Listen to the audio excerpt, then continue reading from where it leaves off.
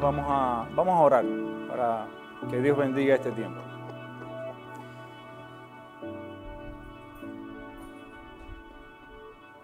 Bendito Dios, oh Padre Celestial, Señor, nosotros queremos ahora, en esta hora, empezar esta mañana alabando y glorificando tu nombre, Señor, porque tú eres digno de toda la gloria, la honra, el honor, la alabanza, porque tú eres el que gobierna todas las cosas. En tu mano está el dar poder y el quitar poder. La victoria y la salvación están en tu mano, Señor.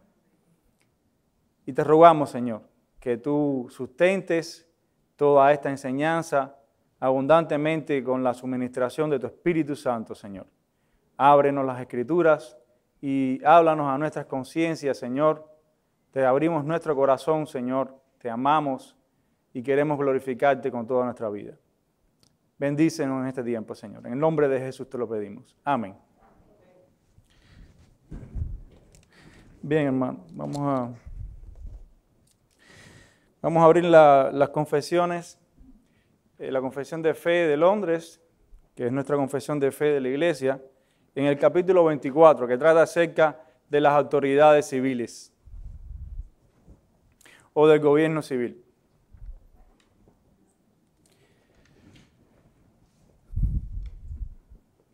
A ver, ¿cómo es esto? Ok, el gobierno civil. Pero antes de comenzar la clase como tal, yo quisiera que ustedes me respondieran, que responda sí o no a algunas preguntas que quiero hacerles, porque yo quisiera, pues motivarlos a ver qué piensan ustedes acerca de este tema del gobierno civil y las autoridades civiles.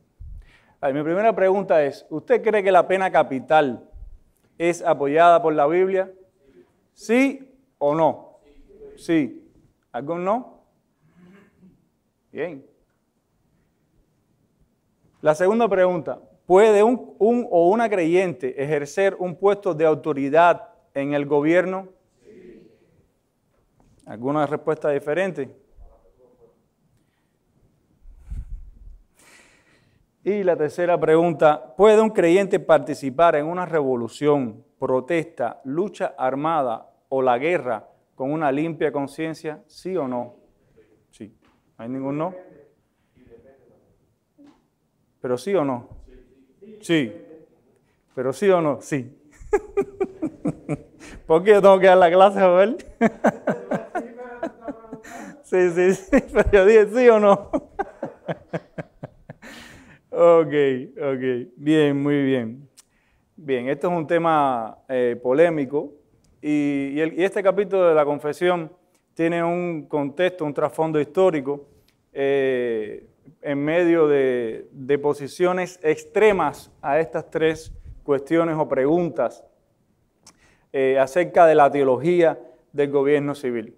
Por una parte, estaban los pacifistas, que ellos decían, o dicen todavía, que de ninguna manera se puede usar la violencia para establecer el orden. Por otra parte estaban los anabaptistas, que iban mucho más lejos y decían, no, realmente el reino de Dios, el reino de Cristo no tiene nada que ver con el gobierno civil mundano y todas esas cosas. Nosotros no somos griegos ni judíos, ni esclavos, ni libres, somos todos libres en Cristo, no necesitamos que nadie nos gobierne.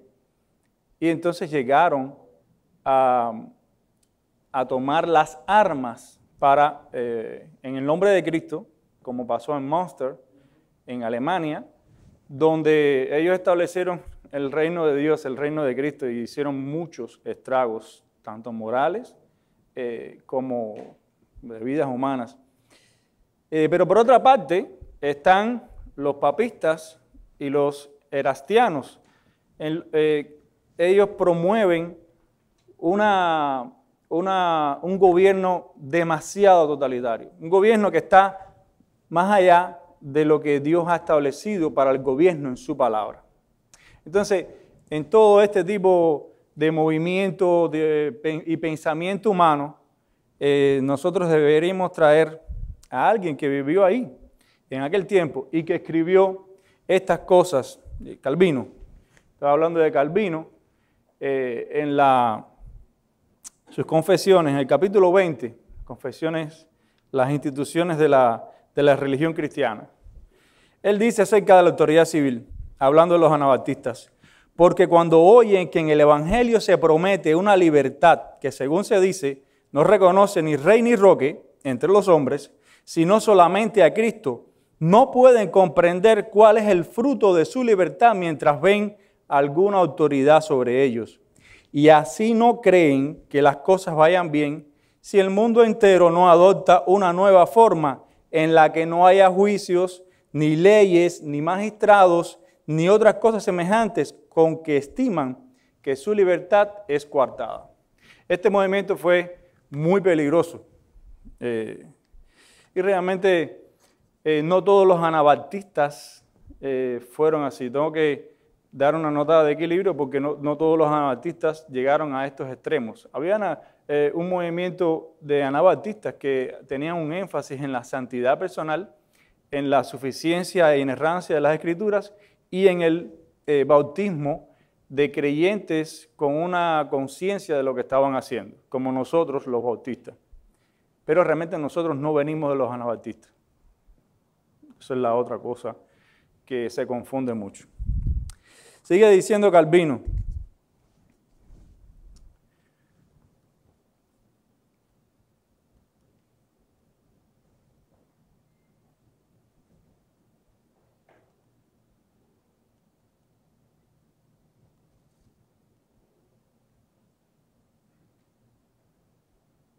Ok. Sigue diciendo Calvino en cuanto a este tema de los que, como que respondiéndole a aquellos que estaban criticando por qué incluir un tema así en la institución de la religión cristiana. Él dice, porque aunque parezca que esta materia no atañe a los teólogos ni es propia de la fe, sin embargo, el desarrollo de la misma probará que hago muy bien en tratarla, y sobre todo porque en el día de hoy existen hombres tan desatinados y bárbaros que hacen cuanto pueden para destruir esta ordenación que Dios ha establecido. Y por otra parte, los aduladores de los príncipes, al engrandecer sin límite ni medida su poder, no dudan en ponerlos casi en competencia con Dios. Y así, si no se pone remedio a tiempo a lo uno y a lo otro, decaerá la pureza de la fe. Estas cosas las tenía Calvino muy bien, muy frescas y muy bien planteadas en su tratado de teología. Y él dedicó un capítulo entero de la institución de la religión cristiana para hablar de estas cosas.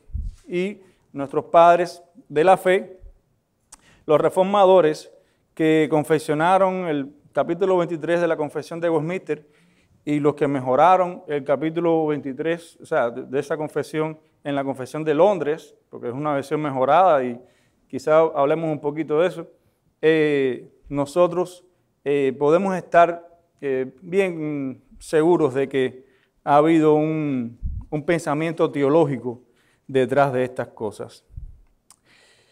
Bien, vamos entonces, hermanos, sin más, vamos a ver el capítulo de hoy. El capítulo de hoy trata básicamente con las tres preguntas que hice al inicio y consta de 3 párrafos. El primer párrafo trata de la ordenación divina de las autoridades civiles, o sea, ¿de dónde viene esa autoridad? El segundo párrafo trata con la participación del cristiano en el oficio de la autoridad civil. O sea, es lícito para un cristiano ser una autoridad civil, participar en el gobierno, ser un alcalde, un gobernador, presidente, juez. Y en tercer lugar, el tercer párrafo trata acerca de la sujeción del creyente al oficio de autoridad civil. ¿Cuál es el deber del creyente y sus límites? Los límites de la obediencia de este creyente, eso lo vamos a tratar en el párrafo número 3. Bien, vamos sin más a entrar en el estudio del primer párrafo de la confesión, que trata de la ordenación divina de las autoridades civiles. ¿De dónde deriva su autoridad el gobierno civil? Y dice así, o sea, la autoridad de este gobierno no proviene de los hombres, proviene de Dios. Y eso es lo que vamos a estar viendo. Bien, leamos, dice así, Dios, el supremo Señor y Rey del mundo entero, ha instituido autoridades civiles para sujetarse a Él y gobernar al pueblo, para la gloria de Dios y el bien público. Y con este fin les ha provisto con el poder de la espada para la defensa del ánimo de los que hacen lo bueno y para el castigo de los que hacen el mal. Bien, ¿dónde vemos en la palabra de Dios que Dios ha instituido este gobierno? Pues esta es la primera afirmación. Dios, el supremo Señor y Rey, o sea, el gobernador del mundo, el que gobierna todas las cosas del mundo entero, ha instituido autoridades civiles, un gobierno civil para sujetarse a él y gobernar el pueblo. Y en primer lugar vamos a ver, mis hermanos, la posición ordenada del gobierno civil, y no solo su posición, sino también su dignidad, la dignidad de este gobierno civil. Miren, estos textos, vamos a empezar por el de abajo. Jesús, hablando con los judíos, les respondió, ¿no está escrito en vuestra ley? Yo dije, dioses sois. Si llamó dioses a aquellos a quienes vino la palabra de Dios y la escritura no puede ser quebrantada. ¿A qué se estaba refiriendo el Señor al decir que los hombres son dioses? Al Salmo 82, específicamente en el 1, lo repite varias veces, pero en el 1 es suficiente. Dice, Dios está en la reunión de los dioses, en medio de los dioses juzga. Y aquí no estamos hablando de que estamos de acuerdo con la doctrina esta de los dioses hombres, ni que nosotros vamos a llegar a ser dioses. Aquí simplemente eso es una barrabasada teológica, eso es una herejía. Jesús simplemente lo que está diciendo es que estos hombres que eran jueces, a los cuales venía la palabra de Dios para gobernar al pueblo, en su posición de dignidad, de gobernadores, de que regían el pueblo de Dios y lo gobernaban, eran en este sentido dioses, eran gobernadores, como lo es Él sobre todo el mundo. Eran sus representantes para el orden en el gobierno civil. A una autoridad delegada, toda autoridad, y eso es importante, lo que acabas de decir, toda autoridad de gobierno civil es una autoridad delegada, es una autoridad que proviene de que Dios se la ha dado. Dice Archibald Alexander Hodge en su comentario a la Confesión de Westminster, en este párrafo, acerca de la autoridad de Dios sobre los gobernantes. Dice, algunos suponen que el derecho a la autoridad del gobierno humano tiene su mayor fundamento en la voluntad de la mayoría, en el consentimiento de los gobernados o en algún pacto social imaginario hecho por los primeros padres de la raza allá en el principio de la vida social. Sin embargo, es evidente que la ley divina es el origen de todo gobierno y la obligación de obedecer esa voluntad que pesa sobre todos los agentes morales, la última base de toda obligación de obediencia al gobierno humano. ¿De dónde viene la autoridad? ¿De dónde viene ese poder? Esa autoridad delegada a las autoridades viene de Dios mismo. Y por supuesto, aunque ellos no lo sepan en muchos casos y no lo quieran hacer, su plataforma de trabajo debe ser las tablas de la ley. Observar que en una comunidad humana las tablas de la ley se cumplan al menos de manera, si no es perfecta, al menos que se vele por la integridad humana y la santidad del nombre de Dios.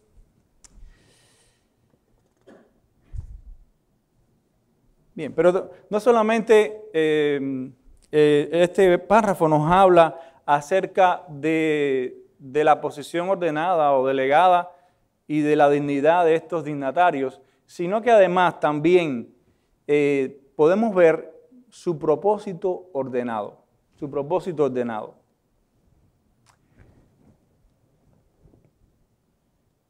Dice, Dios, el supremo Rey, Señor y Rey del mundo entero, ha instituido autoridades civiles para estarle sujetos y gobernar al pueblo para la gloria de Dios y el bien público. ¿Cuál es el propósito ordenado por Dios de estas autoridades? Que se le dé gloria a Dios y para el bien público de los gobernados. Vamos a Romanos 13:1. Yo les hice la tarea. Romanos 13, del 1 al 6. ¿Quién lee?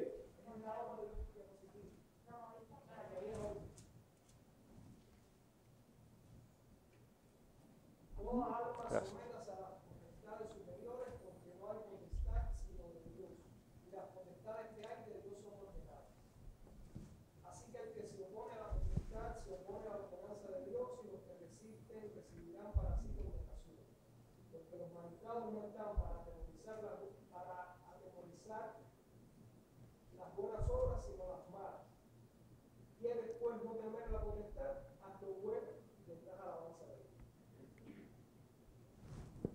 Sí.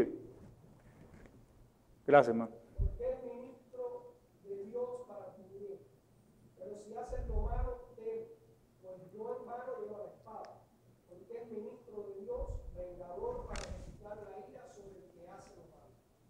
Por tanto, es necesario que os sujetéis, no solo por la ira, sino también por causa de la conciencia. Pues por esto también pagáis los impuestos, porque son ministros de Dios que atienden continuamente a este mundo. Dice varias veces que estas autoridades civiles son con relación a Dios. Son ministros, son servidores de Dios, son siervos del Dios Altísimo. Dice que no hay potestad en el 1, sino de Dios. No hay autoridad civil, sino de Dios. Y las autoridades que hay de Dios son ordenadas.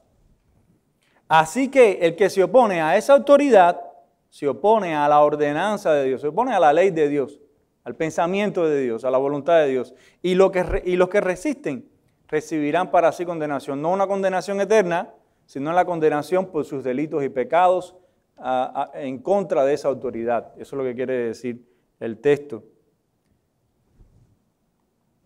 Dice, porque los magistrados no están para atemorizar las buenas obras, o sea,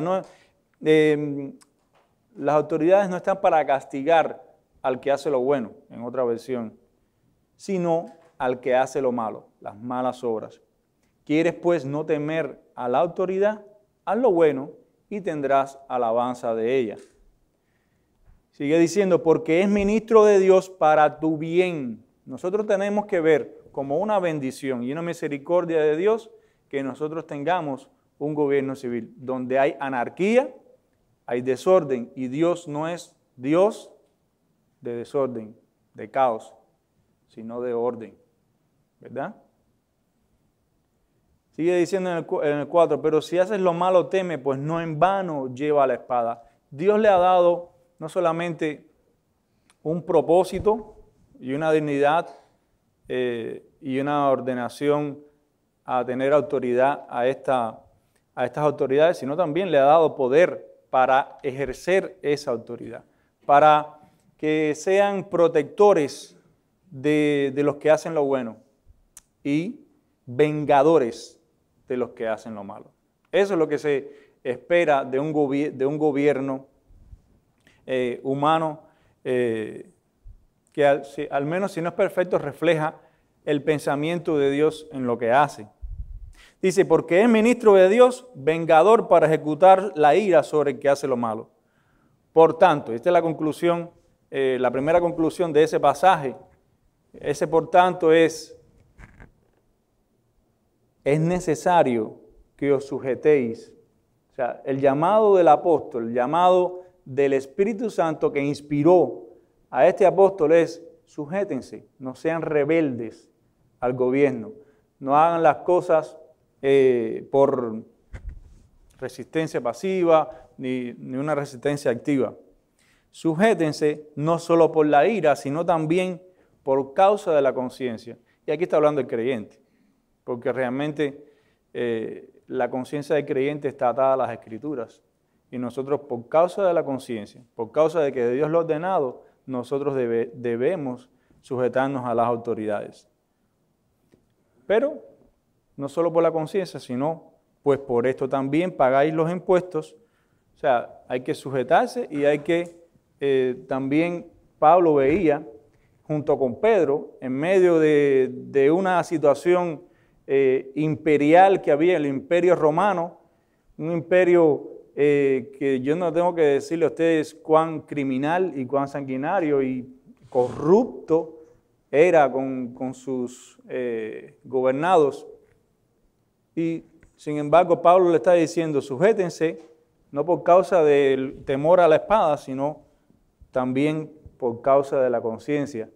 Y por esto también pagáis impuestos. O sea, Cristo lo enseñó claramente. Lo tentaron, le trajeron la moneda y dice, o sea, le tentaron acerca de si deberían pagar impuestos. Y él pidió una moneda y le dijo, dar a César lo que es de César, la cara de César, y a Dios lo que es de Dios.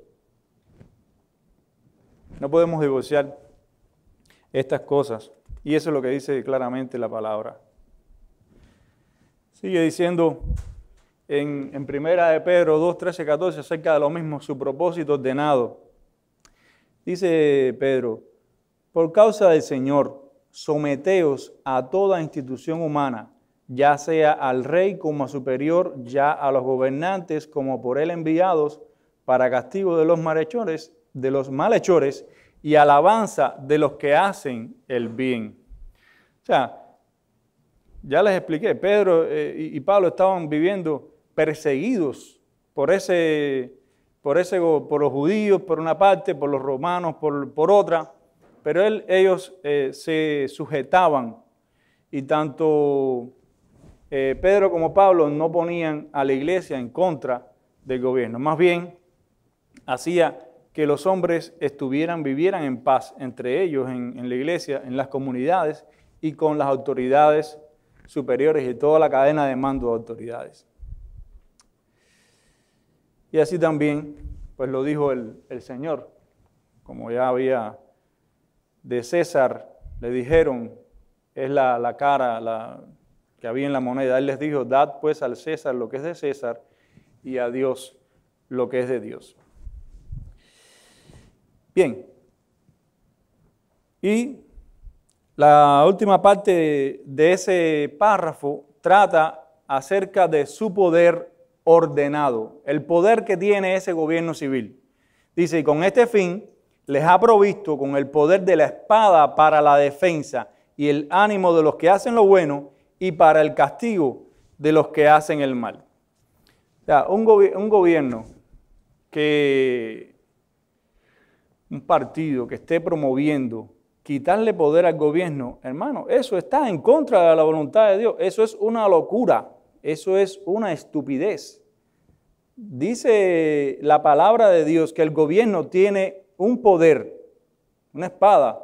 La espada es un símbolo de muerte. Y la pena capital es lo que está detrás de esta espada. Pero además, la fuerza armada de ese gobierno y de las autoridades policiales que gobiernan las poblaciones civiles también está en la palabra de Dios avalado. O sea, Dios quiere que esos gobiernos tengan ese poder y que lo ejerzan, por supuesto, sin abuso. Ya eso sí depende de la conciencia y de lo que hagan. Todas las obras que nosotros hagamos, por ellas tendremos que dar cuenta. Ellos van a dar más cuenta que nosotros que no tuvimos autoridad civil. Los que tienen autoridad sobre los hombres van a dar mayor cuenta a Dios por todos esos pecados hechos contra los que son gobernados.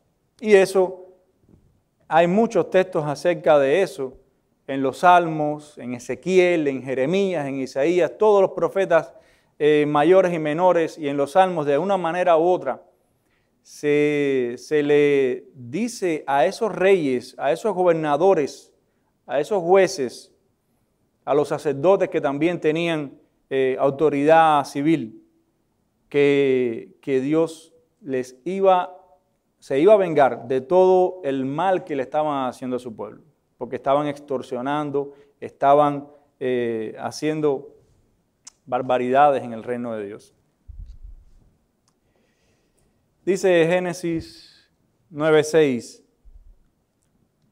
y esta es la primera mención de la mente de Dios acerca de este tema. El que derramare sangre de hombre, por el hombre su sangre será derramada, porque a imagen de Dios es hecho el hombre. La ira, y dice Proverbios 16 y 19, la ira del rey es como mensajero de muerte, mas el hombre sabio la aplacará. Y dice en Proverbios 19, como el rugido de cachorro de león es la ira del rey, y su favor como el rocío sobre la hierba. ¿Quieres estar en paz? ¿Quieres vivir en paz? Está en paz con el gobierno civil, con el rey. ¿Tú quieres años de desdicha, de persecución, de lamento, de lloro, de tristeza? Bueno, pues búscate el rugido del cachorro del león. Búscate la ira del rey y vas a recibir estas cosas. El que hace lo bueno no tiene que temer la espada. La espada, el poder armado y la pena capital es para el que hace lo malo. Específicamente, el pasaje de Génesis está hablando del que quita la vida. El que a hierro muere, el que a hierro mata, a hierro muera. Pero no por la mano de nosotros, sino por las autoridades. Eso es importante. Por la mano de las autoridades, no por la mano de nosotros. Dios nos manda, y eso lo vamos a ver más adelante, a no tomar la venganza por nuestra mano, sino dejar todo ese juicio a Dios que juzga justamente. Pero, además, Dios ha puesto autoridades civiles en un gobierno. Y gracias a Dios este país tiene un gobierno que tiene un equilibrio de poderes, donde si el rey hace lo malo, hay otros poderes, el presidente hace lo malo, hay otros poderes que también equilibran eso. Y si el pueblo hace lo malo, por supuesto, esas autoridades no toman, o sea, ese equilibrio de poderes que hay, no toman decisiones no sabias en ese sentido. ¿Y qué pasa cuando se vive en países que no hay ese equilibrio? Cuando se vive en esos países como aquí, que había una monarquía, o las democracias socialistas y comunistas, o las aristocracias del tiempo de Lutero, de Knox, de Calvino, muchas veces, y eso lo vamos a ver, hay límites para la conciencia del cristiano cuando la palabra de Dios, el nombre de Cristo y la religión verdadera es atacada.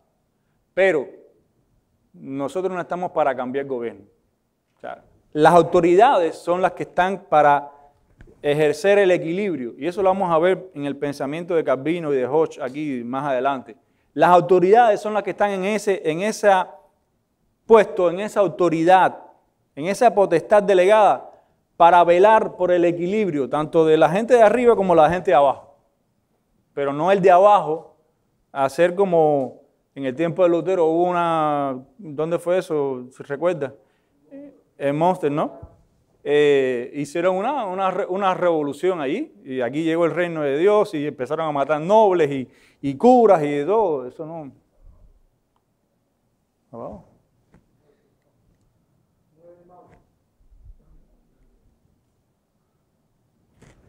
Bien.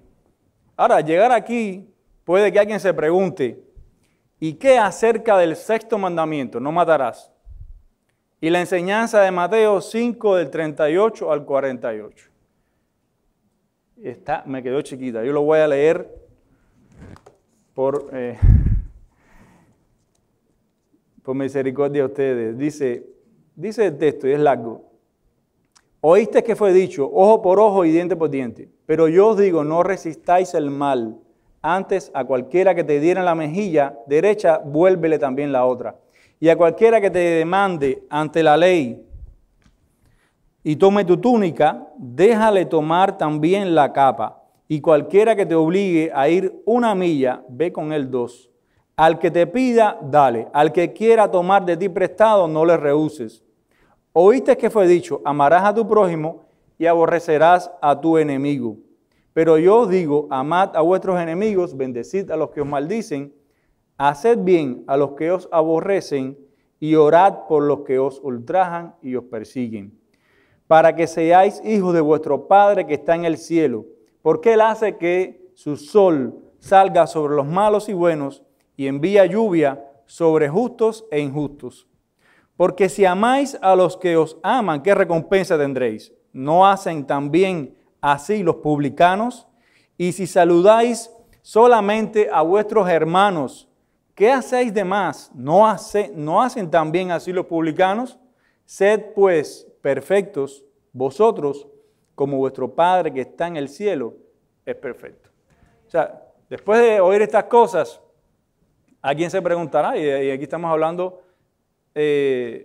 específicamente del mensaje de ser pacificadores, pero no pacifistas. Y hay una distinción.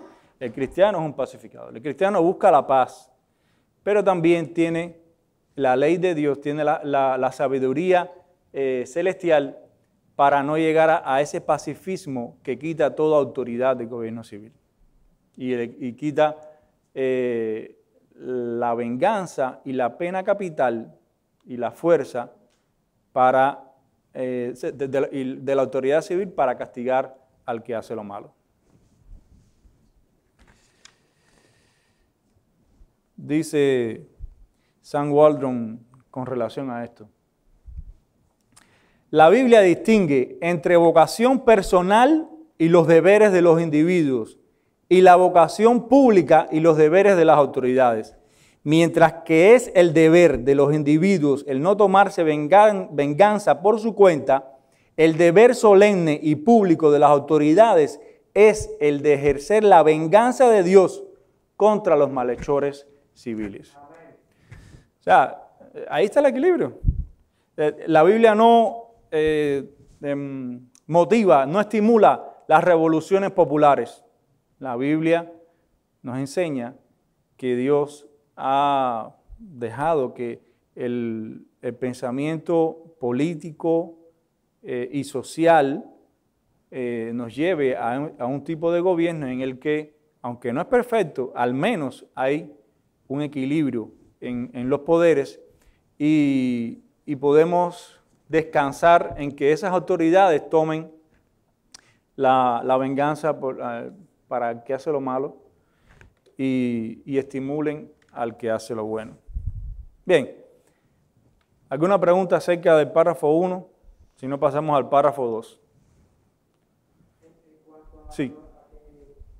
La autoridad del gobierno civil depende de Dios. Dice Daniel 4:21, si mal no recuerdo. Que es Dios el que pone y quita rey. O sea, como decía, la autoridad de los reyes y los gobernantes no depende de la mayoría más uno. Depende de Dios que los pone. Y por eso debe ser nuestra obediencia. Mi profesor de hebreo, de idioma hebreo, decía, el peor de los gobiernos es mejor que ninguno. Y yo creo que hay sabiduría en lo que decía. Muy bien. Bien, entonces, vamos a ver entonces el párrafo 2 que trata acerca de la participación del cristiano en el oficio de la autoridad civil. Dice el párrafo 2. Es lícito para los cristianos aceptar cargos dentro de la autoridad civil cuando sean llamados a ocuparlos. En el desempeño de dichos cargos deben mantener especialmente la justicia y la paz, según las buenas leyes de cada reino y estado. Y así, ahora, con este propósito, bajo el Nuevo Testamento, pueden hacer lícitamente la guerra en ocasiones justas y necesarias. Vamos una vez más a traer un teólogo que ponga un poco de sabor, de matiz a estas palabras. Dice Archibald Alexander Hodge en su comentario a la Confesión de Westminster, y está hablando de la conveniencia ética de que un cristiano vaya a las autoridades civiles.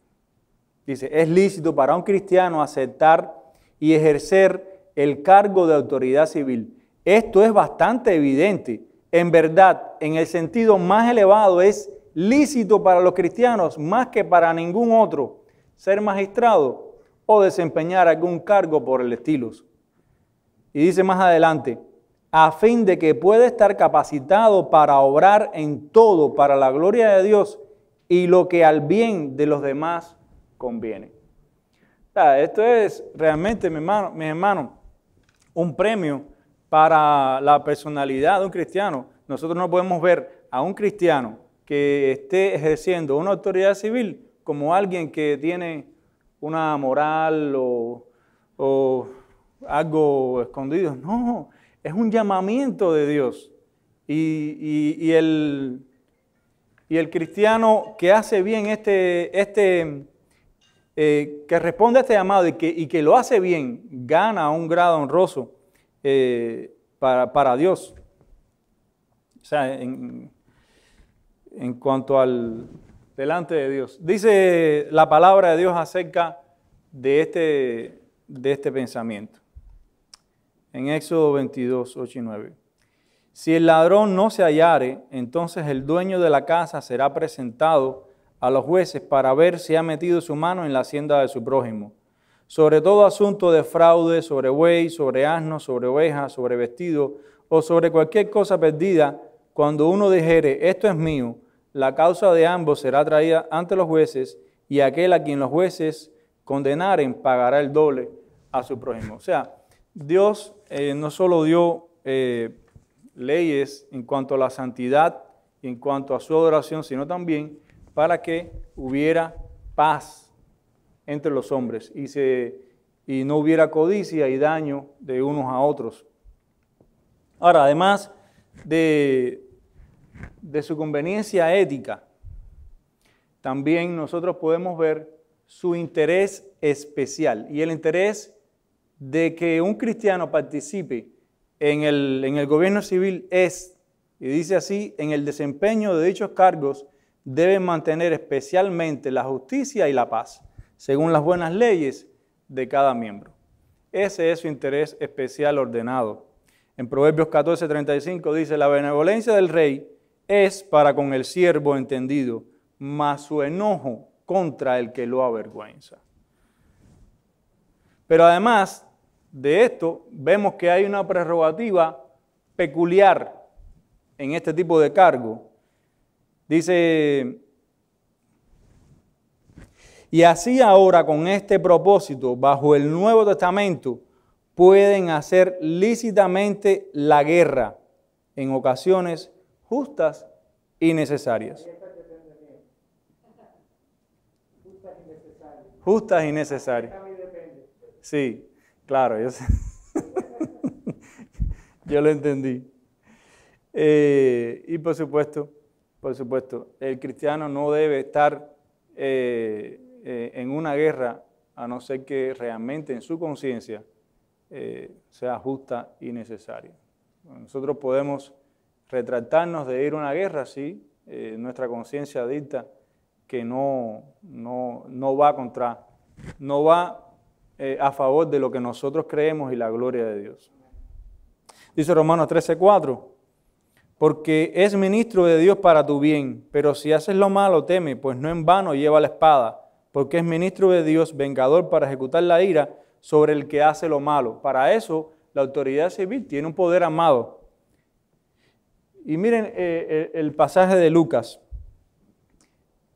Dice, le preguntaron también a Juan el Bautista, y Juan el Bautista le está hablando a soldados romanos. ni siquiera soldados de Israel, soldados romanos, que no tenían fama, la fama de ellos no era de bueno. Y le preguntaron también los soldados diciendo, ¿y nosotros qué haremos? Y él les dijo, no hagáis extorsión a nadie, no calumniéis a nadie, eso es lo que hacían los soldados romanos. Y conténtense, confórmense con vuestro salario. No les roben a nadie para hacerse ricos a costa del poder que ustedes tienen.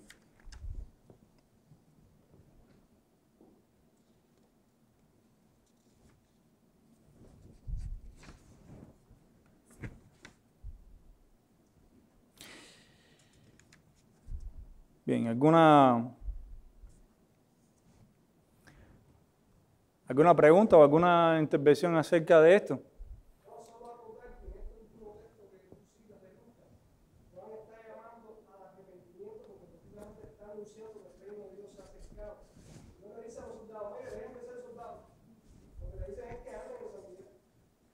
Así es. O sea, él no les está diciendo que dejen de ser lo que ellos son. Ese es el llamamiento de ellos. Déjenme buscarle un pensamiento de Calvino acerca de esto. Sí, por favor. Los evangélicos modernos se han confundido con la doctrina o la enseñanza histórica de la iglesia evangélica de la separación entre la iglesia y el Estado, y han llevado a eso a ámbitos individuales. ¿Qué significa eso? Que se ve hoy como mal que un cristiano participe en la política. ¿Por qué? Porque tú tienes que estar dividido del Estado. No, al contrario. Si es que los textos de la Biblia dicen que los magistrados están para impartir el bien de Dios, ¿qué mejor magistrado, qué mejor político sería aquel que practique los principios de la fe cristiana? Yo he visto gente en Facebook, etcétera, criticando al gobierno porque muchos integrantes del gobierno son cristianos, que no deberían estar ahí. Al contrario, ellos la Biblia dice que los magistrados son servidores de Dios, son ministros de Dios. Entonces, yo creo que al contrario, nosotros, como dice Jorge, deberíamos tratar de que todos los magistrados fueran creyentes. Eso sería lo mejor, porque ellos van a servir más para la gloria de Dios. Así mismo es. Simplemente se nos dice que ejerzamos un buen entendimiento acerca de a qué partido vamos a pertenecer. Porque evidentemente hay partidos, hay partidos que no no apoyan tanto la constitución de este país, que a su vez tiene detrás un desarrollo de un pensamiento político y social de la democracia grecorromana, de la reforma, de la ilustración y de la Biblia. Los padres de esta nación se sentaron a pensar en el gobierno, viendo todos los excesos que había habido en Inglaterra. Y yo no voy a hacer ninguna promoción de partidos aquí, pero en la conciencia de cada cual está quiénes son los que están más cerca de lo que yo pienso. Simplemente eso, una limpia conciencia. Un cristiano puede pertenecer y ejercer gobierno sin ningún tipo de mala conciencia. Miren lo que dice Calvino acerca de las guerras justas. Si alguno me objetare que no hay en el Nuevo Testamento testimonio ni ejemplo alguno por el que se pueda probar que es ilícito a los cristianos hacer la guerra, respondo que la razón misma por la que lo era antiguamente vale también ahora. Y por el contrario, que no hay razón alguna que impida a los príncipes defender a sus vasallos y súbditos. En segundo lugar, afirmo que no es necesario buscar declaración de esto en la doctrina de los apóstoles, ya que su intención ha sido enseñar el reino espiritual de Cristo y no ordenar los estados temporales. Finalmente, respondo que podemos muy bien deducir del Nuevo Testamento que Cristo con su venida no ha cambiado cosa alguna al respecto. Porque si la disciplina cristiana, como dice San Agustín, condenase toda suerte de guerras, San Juan Bautista hubiera aconsejado a los soldados que fueron a él para informarse acerca de lo que debían hacer para su salvación, que arrojasen las armas, que renunciasen a ser soldados y emprendiesen otra vocación. Sin embargo, no lo hizo así, sino que solamente les prohibió que ejerciesen violencia e hiciesen daño a nadie, y les ordenó que se dieran por satisfechos con su salario. Y al ordenarles que se contenten con él, evidentemente no les prohíbe la guerra. Gracias a Dios por hombres como Calvino, que tenían una visión teológica, bíblica y profunda acerca de estos temas. Y vamos ya en último lugar a ver el tercer párrafo de nuestra confesión, la sujeción del creyente al oficio de la autoridad civil.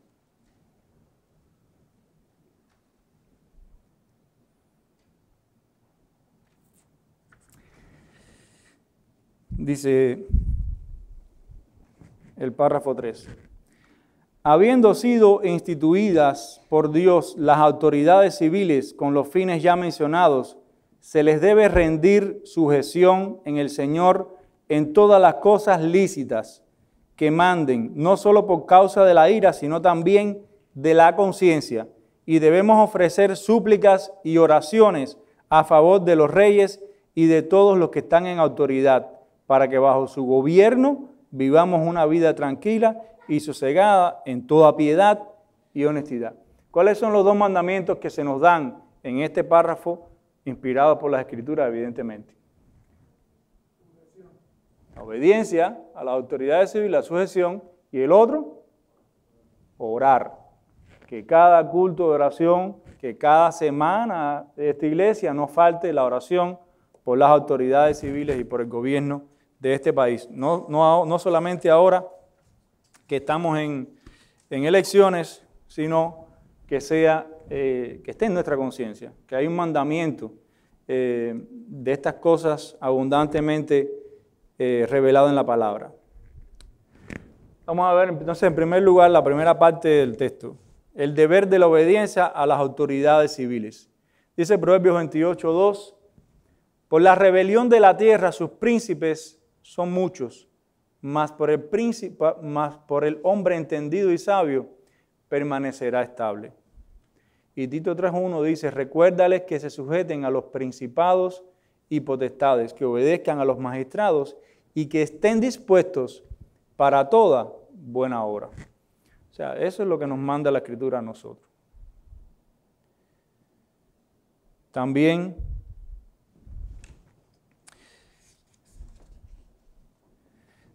hay que distinguir el alcance de esta obediencia. Y no es una obediencia ciega, como lo hemos hablado aquí. Y evidentemente ustedes lo saben. Es una obediencia que tiene un límite en la conciencia nuestra acerca de lo revelado en las Escrituras, de lo revelado de lo que es bueno y de lo que es malo, de lo que es justo y de lo que es injusto. Dice Daniel, ustedes saben que Daniel y sus amigos varias veces tuvieron que enfrentarse a un régimen, a un rey y a súbditos de ese rey que evidentemente, además de que tenían autoridad dada por Dios, eran adoradores de Baal, de Satanás. Y esos hombres recibieron tentaciones fuertes, con peligro para su vida, para que comieran cosas sacrificadas a los ídolos, para que danzaran y alabaran delante de una estatua a la que en representación de Nabucodonosor todos los súbditos conquistados por ese rey tenían que al son de ese himno que habían hecho para la estatua, ellos se levantaran y adoraran a aquella estatua. Ellos no doblaron sus rodillas. Y más adelante, cuando se le prohibió a Daniel orar a alguien que no fuera a Nabucodonosor o a Ciro, ¿no? Daniel siguió orando y siguió adorando a su Dios. O sea, varias veces hay testimonio, y no solo no solamente Daniel, sino José, Nehemías, son hombres que además de ser hombres cristianos, Isaías también, hombres creyentes, ejercieron su autoridad civil, pero además tuvieron una limpia conciencia de hasta dónde ejercían una obediencia a su rey o a su gobierno.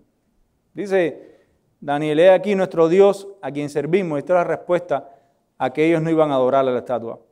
Puede librarnos del horno de fuego ardiendo, y de tu mano, oh rey, nos librará. Y si no, sepas, oh rey, que no serviremos a tus dioses, ni tampoco adoraremos la estatua de oro que has levantado.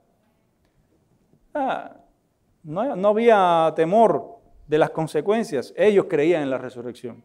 El cristiano que no está bien en su conciencia de que va a resucitar y que tiene vida eterna en su interior, por supuesto que va a tener miedo a la persecución, va a tener miedo a la muerte. Y no es que estemos buscando la muerte, ni que seamos ahora Telémaco, aquel que yo sé que te gusta la historia, pero a veces son excesos que cometen los hombres en una emoción no muy sabia en estas cosas.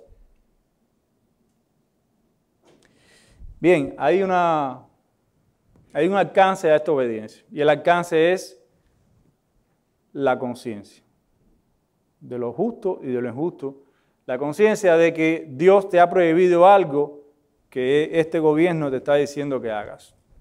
Y en este sentido nosotros nos pronunciamos, por supuesto, en pro de la vida, en contra del aborto, en contra de Planned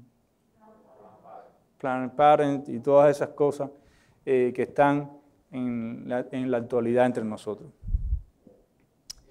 Sí. Es que ahí no había oposición. Los cristianos a lo largo de la historia les han puesto, los cristianos tenemos la conciencia de que la autoridad civil es una autoridad delegada, nuestra autoridad absoluta es a Dios.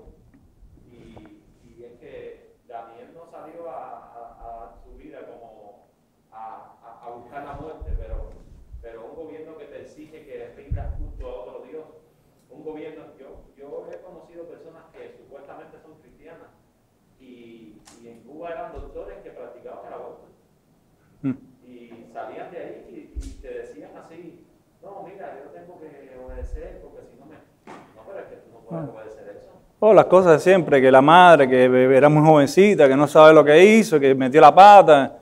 Los cristianos tenemos límites y si no tenemos esos límites tenemos que cuestionarnos nuestra fe,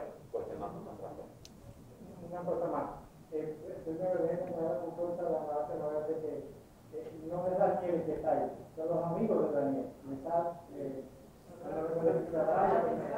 Son los amigos, de Daniel es el león.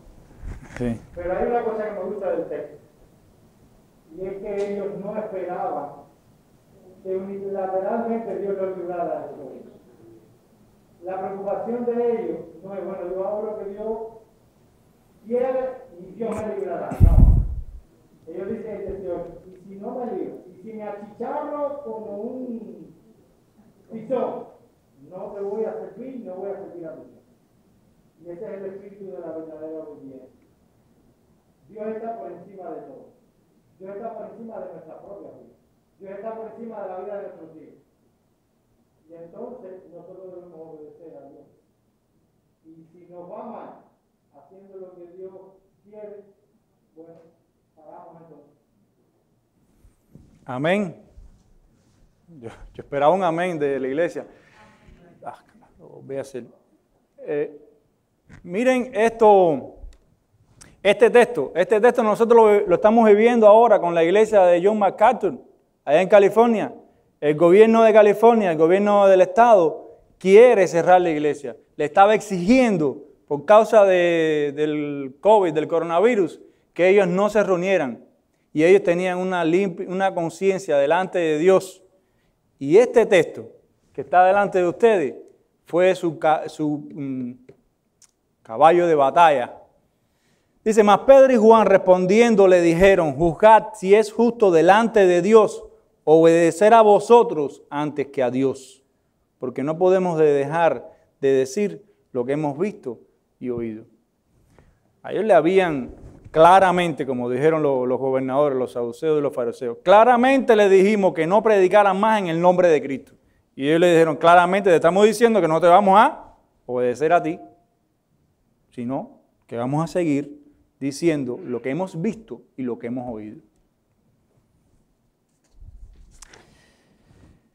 Y en último lugar, en cuanto al deber de orar por las autoridades civiles, dice la última parte de ese párrafo, y debemos ofrecer súplicas y oraciones a favor de los reyes y de todos los que están en autoridad, para que bajo su gobierno podamos vivir una vida tranquila y sosegada en toda piedad y honestidad. Dice la Biblia con relación a esto, en Jeremías 29:7 dice, y procurar la paz de la ciudad, o sea, a Jerusalén, a la cual os hice llevar cautivos. No, ahí está hablando de Babilonia. Y rogad por ella a Jehová, porque en su paz tendréis vosotros paz. Bueno, yo creo que no hace falta mucho comentario. En 1 Timoteo 2, del 1 al 3, Pablo, una vez más hablando de esto, dice, exhorto, pues, ante todo, que se hagan súplicas, oraciones, intercesiones y acciones de gracias por todos los hombres, por los reyes y por todos los que están en eminencia, para que vivamos quieta y reposadamente en toda piedad y honestidad, porque esto es bueno y agradable a Dios delante de Dios nuestro Salvador. O sea, que hay muchos tipos de oraciones que se pueden hacer por los gobernantes, por el gobierno civil. Oraciones de súplicas, rogativas, acciones de gracias por cosas por la paz que hay en los gobernados.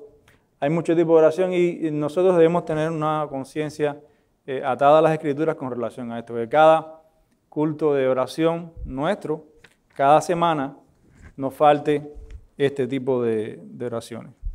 Hemos visto, hermanos, en la mañana de hoy,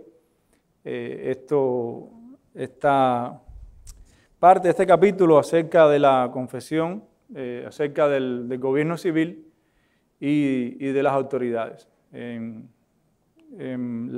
próximo capítulo sería acerca del matrimonio. Si hay alguna pregunta o algún otro comentario.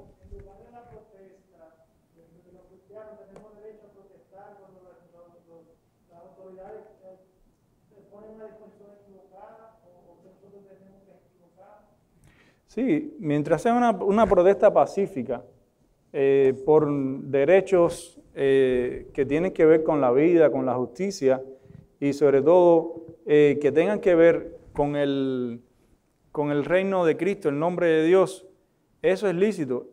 La reforma en Escocia, con George Knox, con George Wishart, algo así, ¿no? Wishart, el precursor de John Knox, nos habla de eso. Ellos fueron mucho más allá que Inglaterra en la reforma.